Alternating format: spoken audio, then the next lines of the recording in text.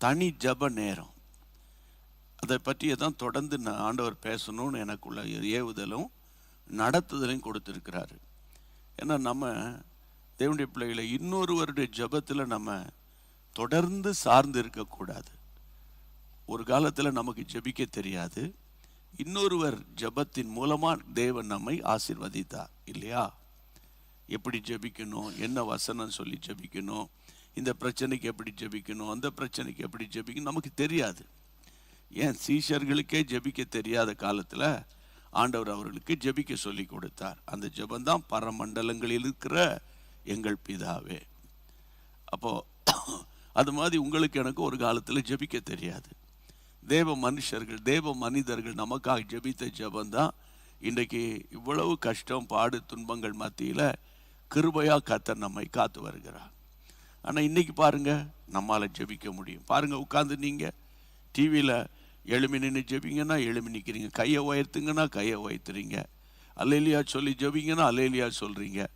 நீங்கள் நல்ல ஒரு உங்கள் இருதயமும் அது தேவ பிரசன்னத்தோடு இணைந்து இருக்கிறதுனால அவ்வளோ ஒரு கூட்டு பிரார்த்தனை நீங்கள் கூடி ஜபிக்கிறீங்க எங்களோடு. அது மாதிரி சர்ச்சுக்கு போனாலும் உங்கள் பாஸ்டர் ஐயா ஜபம் நடத்தும் போது நீங்கள் எல்லாம் சேர்ந்து நல்ல வாயை திறந்து ஜபிக்கிறீங்க. அதுக்கு பேர் கூட்டு பிரார்த்தனை.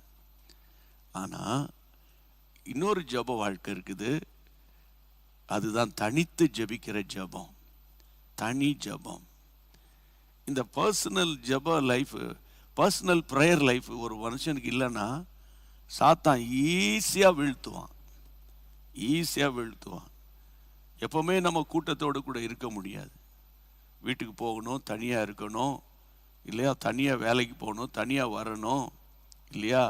பிசாசு பாவ சோதனைகளையும் வலைகளையும் விரித்து வச்சுருப்பான், நமக்கு தெரியாது எங்கெங்கே வலை விரித்து வச்சுருக்கான்னு. அப்போ நமக்குள்ள தேவனுக்கும் உங்களுக்கும், தேவனுக்கும் எனக்கும் இடையே அந்த இன்டராக்ட் பண்ணுறது, கம்யூனிகேஷன் பண்ணுறது, அந்த இன்டிமசி வித் காட் இல்லை, தனிப்பட்ட விதத்தில் தெய்வீக தொடர்பு உள்ளவனா நான் இருந்தேன்னா, நீங்கள் இருந்தீங்கன்னா எந்த கன்னி வலையாக இருந்தாலும் புரியுதா உங்களுக்கு, அதை கிழித்தெறிந்து விட்டு வரக்கூடிய கிருபையை ஆண்டவர் உங்களுக்கு தர முடியும். எப்படின்னா தனி ஜபம். நிறைய நானும் பல வருஷமாக அந்த ஊழியத்தில் இருக்கிறதுனால பார்த்துருக்கேன்.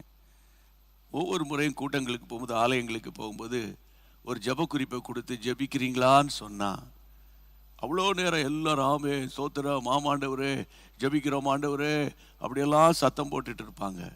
எல்லாம் இப்போ கூடி ஜபிச்சது போதும், யாராவது ஒருத்தர் ஜபிங்க அப்படின்னு சொன்னால் அப்படியே அமைதி ஆயிடுவாங்க.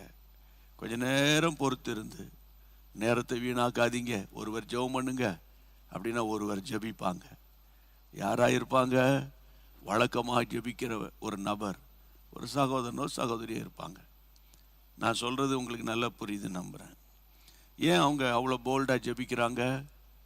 அவங்க மட்டும் ஏன் அவ்வளோ போல்டாக ஜபிக்கிறாங்க? மற்றவங்களுக்கே அந்த போல்ட்னஸ், அந்த தைரியம் வரலன்னு கேட்டால் அவங்க தனி அறையில் தேவனோடு பேசி பழக்கப்பட்ட ஆட்களாக இருப்பாங்க. இதுதான் ரீசனே. சிலர் பாருங்க, சில சபைகளில் நான் எனக்கே அனுபவம் இருக்குது, திடீர்னு ஒருத்தரை கூப்பிட்டு தம்பி ஜெபம் பண்ணுங்கம்மா, வந்து ஜெபம் பண்ணுங்கம்மா இதுக்கு சொல்லிட்டா ஜெபிச்சிருவாங்க. முடிஞ்சதுன்னு சொல்லுவாங்க, ஐயோ திடுதுப்புன்னு என் பேரை சொல்லிட்டீங்க, கையும் ஓடலை காலும் ஓடலை, எனக்கு இப்படிலாம் ஜெபித்தது இல்லை. முன்னக்கூட்டி சொல்லி காலையில் ஒரு ஃபோனை போட்டு அல்லது ஒரு வாட்ஸ்அப்பில் ஒரு மெசேஜ் அனுப்பியிருக்கலாமே, நான் வந்து கொஞ்சம் ஆயத்தப்பட்டு ஒன்று இருப்பேனே அப்படின்ற மாதிரிலாம் பேசுகிறத நான் பல முறை கேட்டிருக்கேன். ஆனால் சிலர் வந்து பதட்டப்பட மாட்டாங்க, வந்து நின்று அப்படியே அமைதியாக சொல்லி ஜெபம் பண்ணிட்டு போவாங்க. இது விஷயம் என்னன்னு கேட்டால், அவங்க அறை கதவை பூட்டி பர்சனலாக தேவனோடு அதிகமாக தனி ஜபத்தில் தேவனோடு உறவாடுகிற தேவ பிள்ளைகளாக இருப்பாங்க. இதுதான் காரணம். புரிஞ்சுக்கிட்டீங்களா? அப்போ இன்னைக்கு ஆண்டவர் உங்களுக்கு இந்த தனி ஜபம் தேவை. உங்களை தனியாக ஆண்டவரை நீங்கள் சந்தித்து பழகப்பட்டுட்டீங்கன்னா, இதை பேசும்போது அழகான ஒரு காரியத்தை கர்த்தர் என் சிந்தையில் போடுறாரு. கோலியாத்தை மேற்கொள்றதுக்கு சவுலும் படை வீரர்கள் எல்லாம் பயங்கரமாக வந்து நின்றுக்கிட்டு இருந்தாங்க. வந்து நின்ன அந்த வந்த வரத்தை பார்த்தா சவுலின் படை வீரர்கள்லாம் அந்த மார்க்கவசத்தையும் தலைச்சீராவையும் மார்ச் ஃபாஸ்ட் பண்ணி ஏலா பள்ளத்தாக்கில் நின்றதை பார்த்தா கோலியாத்து ஒண்ணுமில்லாம போயிடுவான்ற மாதிரி இருந்தது. ஆனா அந்த பக்கம் ஒரே ஒரு மனிதன் கோலியாத். அவன் ஓடி வரல, அவன் இருக்கிற நிலையிலேயே இருந்து ஒரு சத்தம் போடுறான். ஒரு சத்தம் போட்டான். இஸ்ரவேலின் தேவனாகிய கர்த்தரை நிந்தித்து ஒரு சத்தம் போட்டான். அந்த ஒரு சத்தத்தை கேட்ட உடனே சவுலாக இருக்கட்டும், படை வீரர்கள் எல்லாம் அடிச்சு பிறண்டு ஓடி குகையிலும் மலைகளும் குன்றுகளில் போய் பதுங்கிக்கிட்டாங்க. அதே சத்தம் தான் தாவீது காதுல விழுந்துச்சு. தாவீது ஓடினாரு. அவனை எதிர்த்து ஓடினார், அவனை நோக்கி ஓடினார். இத்தனைக்கும் தலைச்சீராவும் கிடையாது, மார்க் ஹவுஸும் கிடையாது. அவர் ஒரு இளைஞன். எப்படி நான் சொல்றேன், சவுலே ரிப்போர்ட் கொடுக்குறான், எப்பா நீ ஒரு இளைஞன், நீ ஒரு வாலிப பையன், உனக்கு இராணுவத்திலும் கிடையாது, உங்க அண்ணன் மாறாது இராணுவத்தில் இருக்கானுங்க, உனக்கு நீ ஆர்மியும் கிடையாது, நீ ஏர்ஃபோர்ஸும் கிடையாது, நீ மிலிட்டரியிலும் கிடையாது, ஒன்றும் கிடையாது. நீ சாதாரண ஆடு மேய்க்கிற பையன், ஆடுகளுக்கு பின்னால போய் கொண்டு இருந்தவன்பா. நீ இப்படிலாம் அந்த வீணான பாரத்தில் மாட்டிக்காத பண்ற. அப்பதான் தாவீது சொல்லுவார், நீங்க பார்க்கிற பார்வை வேறு, என் ஆண்டவர் என்னை வனாந்தரத்தில் தனித்து இருக்கும்போது, அந்த வார்த்தை பாருங்க, தனித்து இருக்கும்போது என் ஆண்டவர் என்னை ட்ரைனிங் கொடுத்தாரு. சிங்கத்தை அனுப்புனாரு, கரடி அனுப்புனாரு. கரடியை நான் மேற்கொண்டவன், சிங்கத்தை மேற்கொண்டவன். தனிமையில நான் யுத்தம் பண்ணி பழக்கப்பட்டவன். தனி ஜபத்துல ஒரு தேவ மனிதன் சத்துருவை எதிர்த்து போராடி யுத்தம் பண்ணக்கூடியவனா இருப்பானால் கர்த்தருடைய பிள்ளைகளை எக்காலத்திலும் அவனை சத்துரு மேற்கொள்ள முடியாது. வாலிபர்களுக்கு சொல்றேன், பாட்டு, ஆராதனை, இன்ஸ்ட்ருமெண்ட்டு இல்ல ஊழியம் எல்லாம் நல்லா தான் இருக்கு.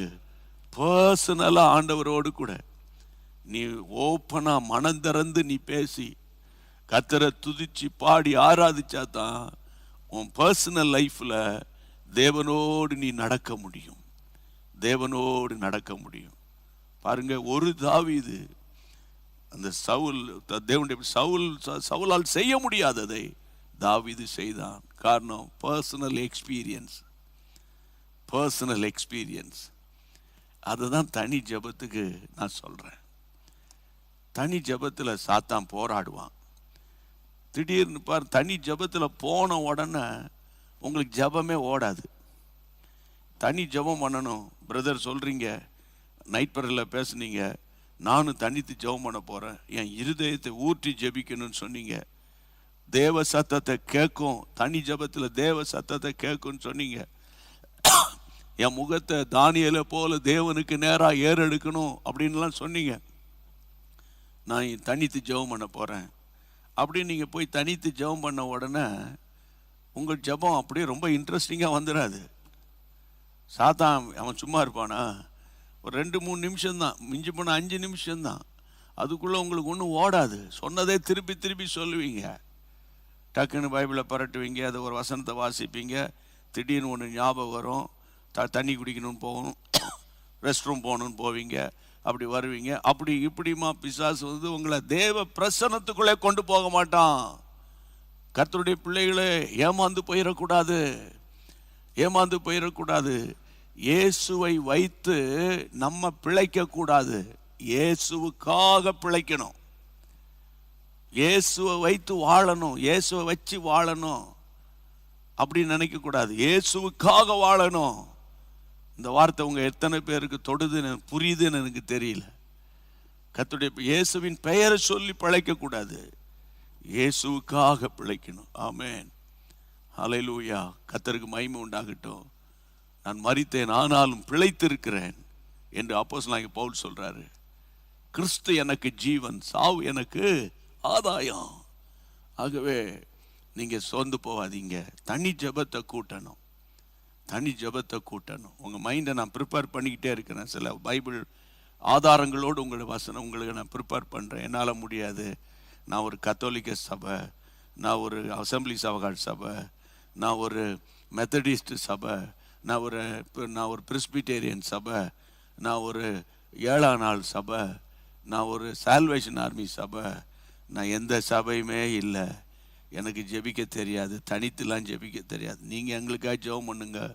உங்கள் ஜெபத்தில் தான் ஆண்டவர் எங்களை ஆசீர்வதிக்கணும். உங்களுக்காக நாங்கள் ஜெபிப்போம். ஆனால் நீங்கள் எப்போ எழும்பணும், ஏன்னா எப்போ உங்களை சாத்தான் தாக்க போகிறான்னு உங்களுக்கு தெரியாது பாருங்கள். அந்த தனி ஜெபத்தில் உங்களுக்குள்ள ஒரு அனுபவம் இருந்துச்சுன்னா சாத்தான் உங்களை நெருங்கி வர்றது எப்படி. இந்த கார்லலாம் இப்போ சென்சார் வச்சுருக்காங்க பார்த்தீங்களா? காரில் இந்த ரிவர்ஸ் கியர் போட்ட உடனே காரில் ஒரு சென்சார் இருக்கும். பின்னால் செடியோ மரமோ யாரோ ஒரு நபர் இருப்பாங்க இல்லையா? அது சின்ன குழந்தைகள் இருக்கு, தெரியாது.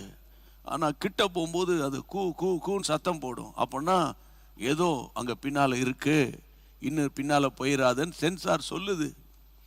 எல்லாம் சுற்றி வர பக்கத்துலலாம் சென்சார் இருக்கு. சிலர் நெருங்கி இப்படி வரும்போது அந்த சத்தம் போட ஆரம்பிச்சிடும் இல்லை?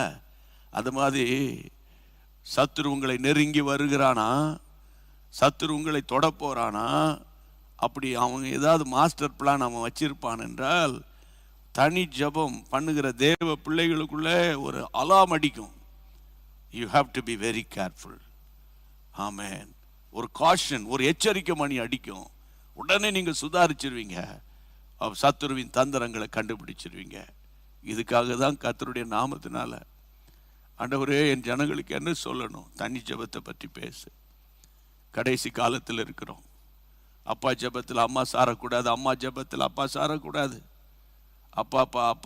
அப்பாவுடைய பசிக்காக அம்மாவை சாப்பிட்றாங்க, பிள்ளைகளுடைய பசிக்காக அம்மாவை சாப்பிட்றாங்க இல்லையே. அவனுடைய பசிக்கு அவன் சாப்பிடணும் இல்லையா? ஆகவே பிரியமானவர்களே, இன்றைக்கு நான் வேகமாக வாசியுங்கள். ஆமென். அப்போஸ்தலனாகிய பவுல் கொரிந்தியருக்கு எழுதின 2ஆம் நிருபம், 2 கொரிந்தியர் 10ஆம் அதிகாரம், 2 கொரிந்தியர் 10ஆம் அதிகாரம் 3, 4, 5 வசனங்கள். நாங்கள் மாம்சத்தில் நடக்கிறவர்களாய் இருந்தும் மாம்சத்தின்படி போர் செய்கிறவர்கள் அல்ல. எங்களுடைய போராயுதங்கள் மாம்சத்துக்கு ஏற்றவைகளாய் இராமல் அரண்களை நிர்மூலமாக்குகிறதற்கு தேவ பலமுள்ளவைகளாயிருக்கிறது. அவைகளால் நாங்கள் தர்க்கங்களையும் தேவனை அறிகிற அறிவுக்கு விரோதமாய் எழும்புகிற எல்லா மேட்டிமையையும் நிர்மூலமாக்கி எந்த எண்ணத்தையும் கிறிஸ்துவுக்கு கீழ்ப்படிய சிறைப்படுத்துவர்களாய் இருக்கிறோம். அந்த 5ஆம் வசனத்தை ஸ்கிரீன்ல பாருங்க அல்லது உங்க பைபிளை பாருங்க. எந்த எண்ணத்தையும் கிறிஸ்துவுக்கு கீழ்ப்படிய சிறைப்படுத்துகிறவர்களாய் இருக்கிறோம். தமிழ்ல நல்லா புரிஞ்சுக்கணும். எந்த எண்ணத்தையும், எவ்ரி தாட், அதாவது இந்த தாட் அல்லது சிந்தனை. இப்போ என்ன பாருங்க தேவனுடைய பிள்ளைகளே, இந்த இன்னைக்கு ஏன் ஒரு தேவ பிள்ளையினால தனி ஜபம் பண்ண முடியல, அந்த கேள்விக்கு பதில் சொல்கிறேன். அதாவது born and brought up from Christian ஃபேமிலியாக இருக்கலாம், 2 தலைமுறை கிறிஸ்தவங்களாக இருக்கலாம், சர்ச் ஆக்டிவிட்டீஸில் நீங்கள் பங்கு பெறலாம், செக்ரட்டரியோ ட்ரெஷரரோ யூத் மீட்டிங்கோ அல்லது என்ன சொல்கிறது தாய்மார் கூட்டமோ அல்லது நீங்கள் ஏதாவது ஒரு ஆக்டிவிட்டீஸில் இருப்பீங்க. சர்ச் ஓரியன்ட் ஃபேமிலியாக இருக்கும், சர்ச் ஆக்டிவிட்டீஸ்லாம் இன்வால்வ் பண்ணுவீங்க. ஏன் பாஸ்டருடைய பையனாக இருப்பீங்க, சொல்ல போனால் பாஸ்டராகவே இருப்பீங்க, எவாஞ்சலிஸ்டாகவே இருப்பீங்க. ஆனால் சாத்தான் ஒரு தேவ பிள்ளைய ஜெபம் பண்ண விடாதபடி அந்த தேவ பிள்ளையை தடுக்கிற அவனுடைய சரீரத்தில் இருக்கிற ஒரு ஏரியா என்னன்னா அவனுடைய சிந்தையில் ஏற்படுகிற எண்ணங்கள் தாட்ஸ், எண்ணங்கள். இதுதான் இன்னைக்கு ரொம்ப முக்கியம், எண்ணம். இப்போ யாருக்கு தான் தனி ஜெபம் பண்ணக்கூடாதுன்னு நினைப்பாங்க சொல்லுங்க பார்க்கலாம். எல்லாருக்கும் ஆசை, ஏசப்பா ஆண்டவரே நான் கூட 1 மணி நேரம் ஜெபிக்கணும், 1 மணி நேரமாவது விழித்திருந்து ஜெபிக்க கூடாதான்னு ஏசப்பா சொன்னீங்கப்பா. நல்லா பாட்டு பாடுறேன், பாட்டுன்னா நான் பாட்டுக்கு பாடிக்கிட்டே இருப்பேன், ஆடிக்கிட்டே இருப்பேன், பாடிக்கிட்டே இருப்பேன், ஆடிக்கிட்டே இருப்பேன், பாடிக்கிட்டே இருப்பேன். அது ரொம்ப நல்லா இருக்குது. ஆனால் அந்த ஜபம் பண்ணுனா தான் எனக்கு வர மாட்டேங்குதே. எனக்கு ஜெபம் பண்ணுறதுக்கே வர மாட்டேங்குது, என்னால் எப்படி ஜெபிக்க சொல்கிறீங்க? நல்லா கவனிங்க, சிம்பிளாக சொல்கிறேன். இயேசு தம்முடைய சீடர்களுக்கு பாட்டு பாட முதல்ல சொல்லிக் கொடுக்கல, ஜெபம் பண்ண தான் சொல்லி கொடுத்தாரு. அப்புறம் பாட்டு ஆராதனைலாம் தன்னால் வந்துடும் பாருங்க. ஜெபம் பண்ண, நீங்கள் ஜெபிக்க வேண்டிய விதமாவது அப்படின்னு ஆண்டவர் ஜெபிக்க சொல்லி கொடுத்தாரு. அதாவது எனக்கு ஆண்டவர் சொல்லி கொடுத்த பாடம் என்னன்னா, பைபிளை படி, பைபிளை பாரு, பைபிள் தான் நமக்கு ரோல் மாடலு.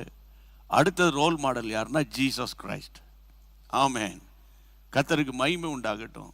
நான் நேற்று கூட சொன்னேன், லூக்கா எழுதின சுவிசேஷத்தில் நம்முடைய ஆண்டவராக இயேசு கிறிஸ்து தனித்து போய் வனாந்தரமான ஒரு இடத்துல ஜெபம் பண்ணினார். கூடி ஜெபிக்கிற இயேசு, ஆயிரக்கணக்கான மக்களோடு ஜெபிக்கிற இயேசு தனித்து போய் ஜெபம் பண்ணுகிறாரு. அவருக்கும் பர்சனல் ப்ரேயர் தேவைப்படுது பாருங்க. அப்போ இன்றைக்கு நான் உங்களை பார்த்து சொல்கிறேன், இந்த தனி ஜெபத்துக்கு பயங்கரமான ஒரு எதிராளி யாருன்னா, தனி ஜெபம் பண்ண முடியாதபடிக்கு ஒரு தேவ பிள்ளைய போராடுகிற ஒரு போராட்டம் எங்கே வரும்னா, அவனுடைய சிந்தையில், எண்ணங்களில். அதை பாருங்க, திரும்ப வாசிங்க.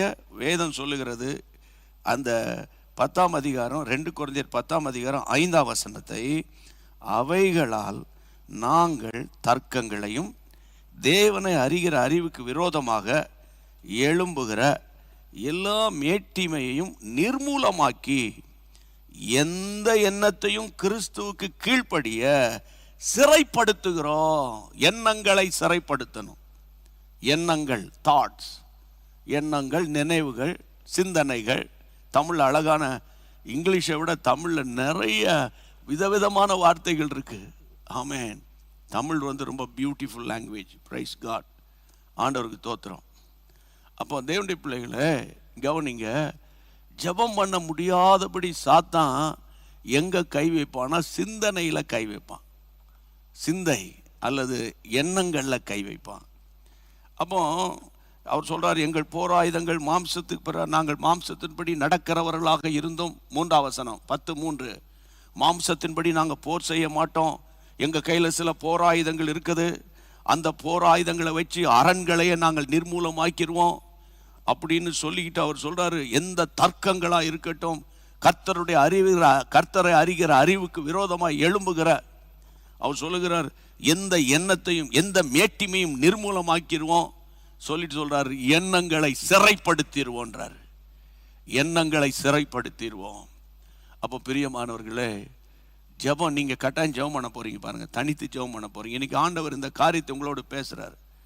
எண்ணங்களை சிறைப்படுத்துகிற கிருபையை கர்த்தர் தருவார். ஆமென். சங்கீதம் 66ஆம் சங்கீதத்தில் 18ஆம் வசனத்தில் எடுங்க பாருங்க. அந்த 18ஆம் வசனம் என்ன சொல்லுது பாருங்க. சங்கீதம் 66:18. ஆட்டுக்கடாக்களில் என் இருதயத்தில் அக்கிரம சிந்தை கொண்டிருந்தேனானால் ஆண்டவர் எனக்கு செவி கொடார். சிந்தை, எண்ணம் அல்லது நினைவு, இருதயத்தில் அக்கிரம சிந்தை. கர்த்தருடைய பிள்ளைகளை, நம்ம கிறிஸ்தவர்களாக இருக்கலாம், சில நேரங்களில் நம்மளை அறியாதபடி நம்முடைய சிந்தையில் அக்கிரம எண்ணங்களை, அசுத்தமான எண்ணங்களை பிசாசு விதைச்சிட்டாவீங்க. ஏன்னா உலகத்தில் இருக்கிறோம் பாருங்க, உலகத்தில் இருக்கிற ஆவிகள் மத்தியில் தான் நீங்களும் நான் வாழ்ந்துட்டு இருக்கிறோம். எந்த நேரத்தில் இருதயத்தில் எப்படிப்பட்ட சிந்தையை பிசாசு கொண்டு வருவான்னு தெரியாது. என் இருதயத்தில் அக்கிரம சிந்தையை கொண்டு இருப்பேனே ஆகில் அப்படின்னு சொல்லப்பட்டிருக்கு. அங்கே பாருங்க, அந்த வசனத்தை பாருங்க, திரும்ப வாசிங்க. அக்கிரம சிந்தை கொண்டிருந்தால் தேவன் எனக்கு செவி கொடார். 19ஆம் வசனம், நெக்ஸ்ட் வேர்ட் வாசிங்க. தேவன் எனக்கு செவி கொடுத்தார், என் ஜெபத்தின் சத்தத்தை கேட்டார். அடுத்த வசனம், என் ஜெபத்தை தள்ளாமலும், என் ஜெபத்தை தள்ளவில்லை, தமது கிருபையை என்னை விட்டு விலக்காமல் இருந்த தேவனுக்கு ஸ்தோத்திரம் உண்டாவதாக. அப்போ அக்கிரம சிந்தை, எல்லார் கைகளை உயர்த்தி, ஆண்டவரே ஆண்டவரே, அக்கிரமமான சிந்தை, அசுத்த சிந்தை, பாவ சிந்தை எல்லாம் ஒண்ணுதான். ஆண்டவரே, இந்த சிந்தையை மேற்கொள்ளுகிற ஒரு ஆவியை எனக்கு தாரும். இந்த சிந்தையை மேற்கொள்ளுகிற அந்த சிந்தையை, எண்ணங்களை சிறைப்படுத்துகிற, கிறிஸ்துவுக்குள் சிறைப்படுத்துகிற. ஜெபம் பண்ணுங்க.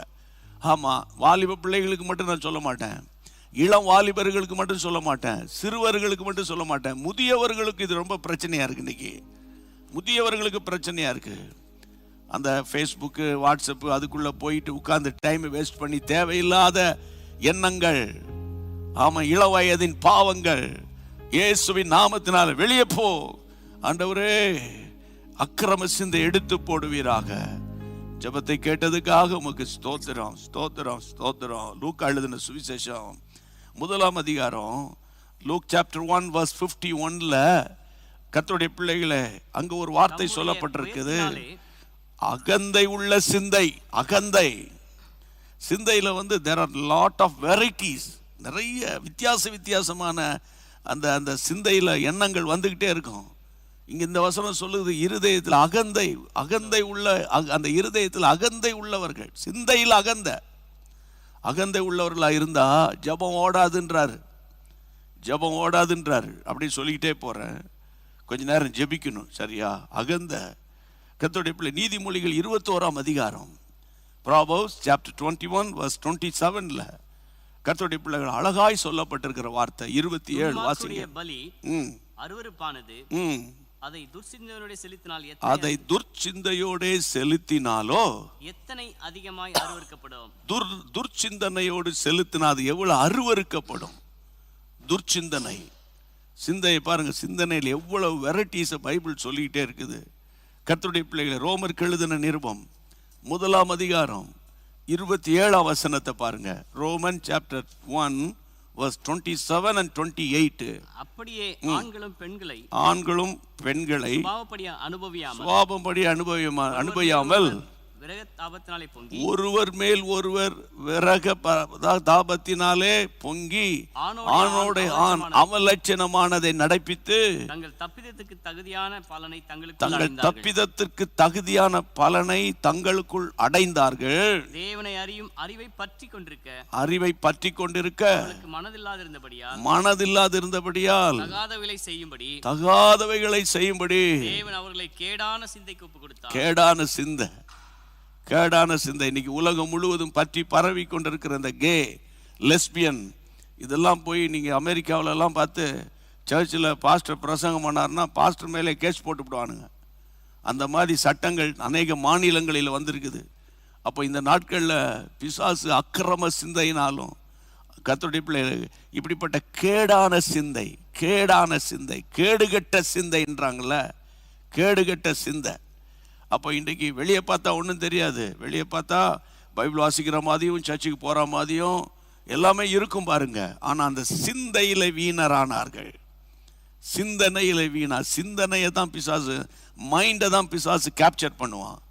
அப்போ அதனால தான் தனி ஜெபம் ஓட மாட்டேங்குதுன்னு ஆண்டவர் எனக்கு சொல்லி கொடுக்குறாரு. அதை நான் உங்களுக்கு சொல்லி கொடுக்குறேன். ரோமருக்கு எழுதின நிருபம் 11 அதிகாரம், ரோமன் சாப்டர் 11 verse 20 வாசிங்க. 11:20.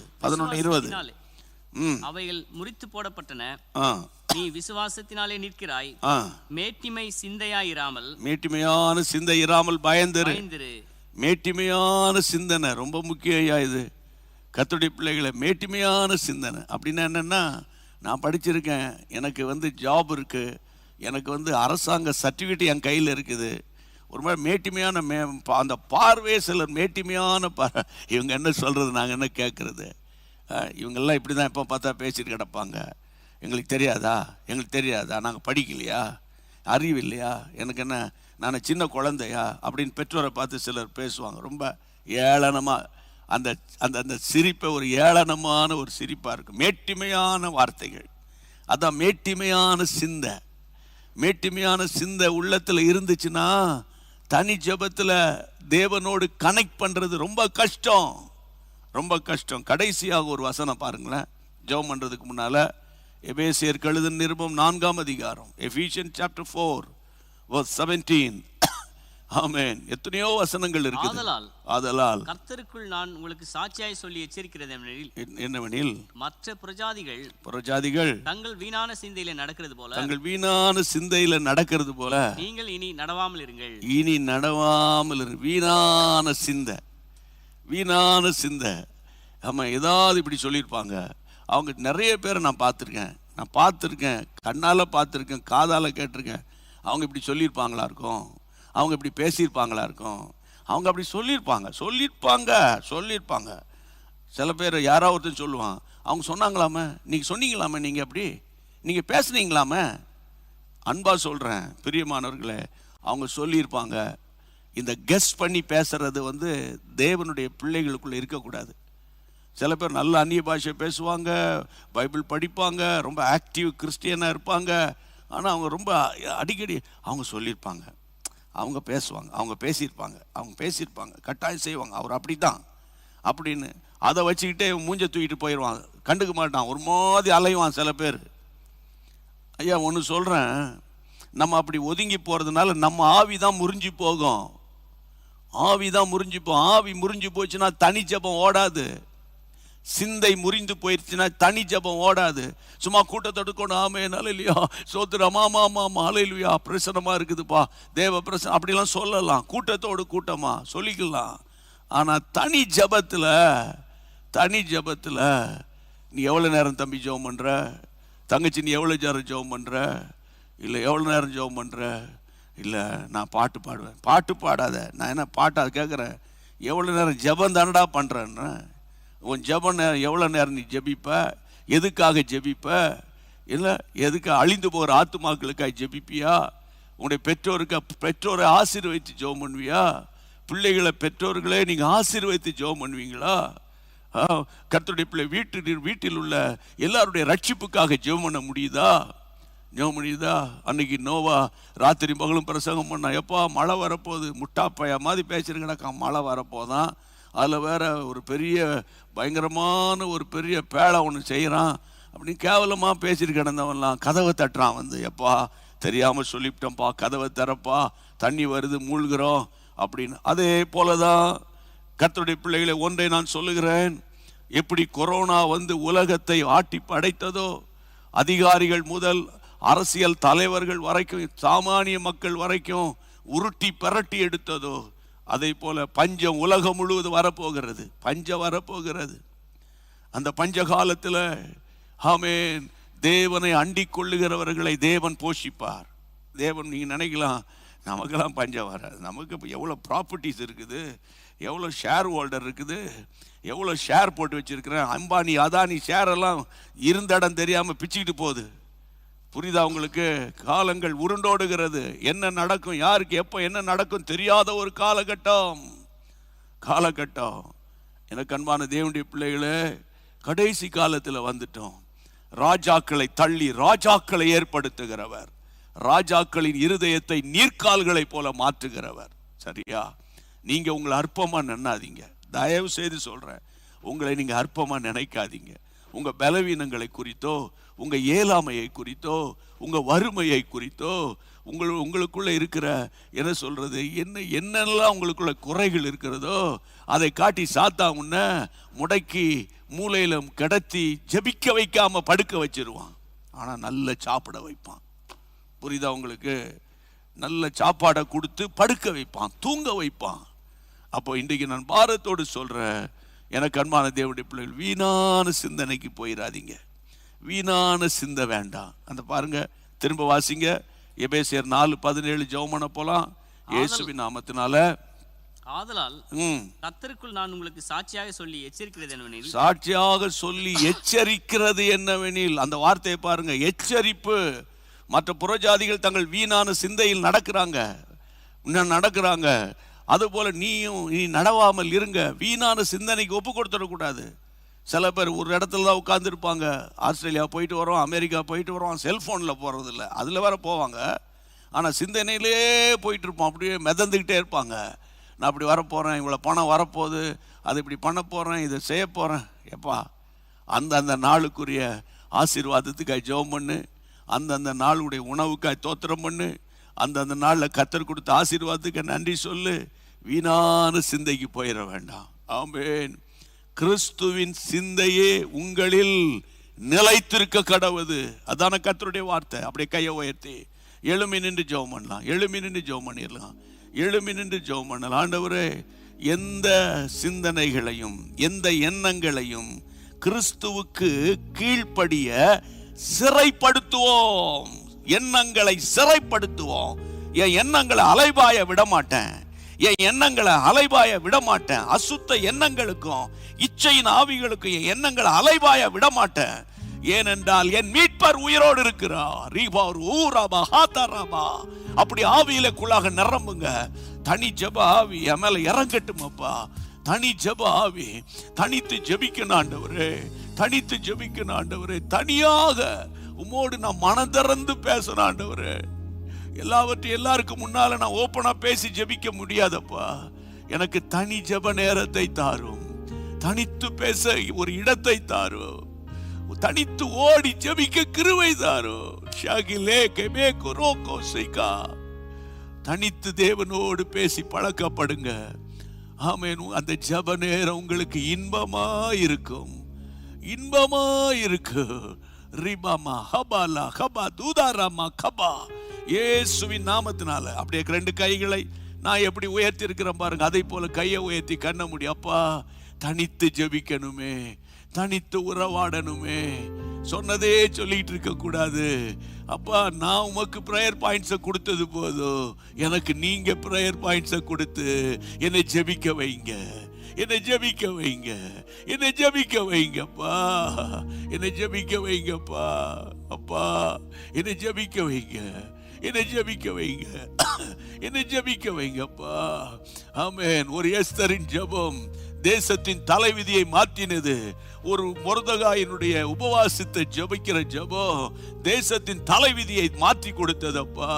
ஒரு நெகேமியாவின் கண்ணீரின் ஜெபம் 52 நாட்களுக்குள்ளாக ஆண்டவரே அந்த அலங்கம் திரும்ப ரீபில்ட் பண்ணப்பட்டதப்பா.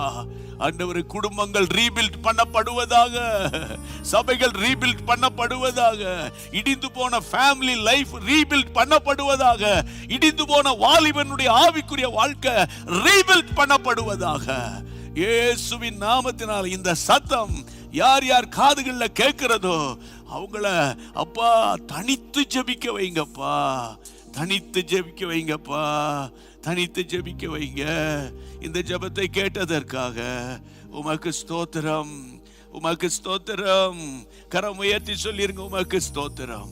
ஆசீர்வாத பிரசன்னம் உம்முடைய பிள்ளைகளை சூழ்ந்து கொண்டதற்காக உமக்கு கோடி ஸ்தோத்திரங்கள், உமக்கு கோடி ஸ்தோத்திரங்கள், உமக்கு கோடி ஸ்தோத்திரங்கள். எல்லா பலவீனங்கள் மாறட்டும். இரவில் அயர்ந்த நித்திரையை தாரும்.